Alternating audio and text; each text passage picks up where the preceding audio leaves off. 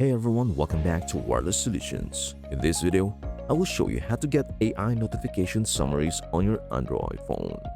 But before that, here's what we will cover. Downloading the app. Enabling access. Let us get started. Step number 1. Download the app. Open Play Store.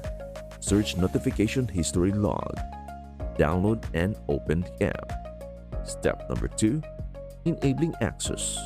Enable notification access,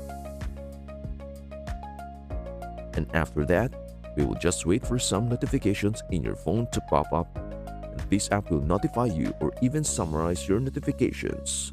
Feel free also to explore this app. And that is how to get AI notification summaries on your Android. And hey, for disclaimer purpose, this video is for educational purposes only. Features and app availability may vary depending on your Android device and software version.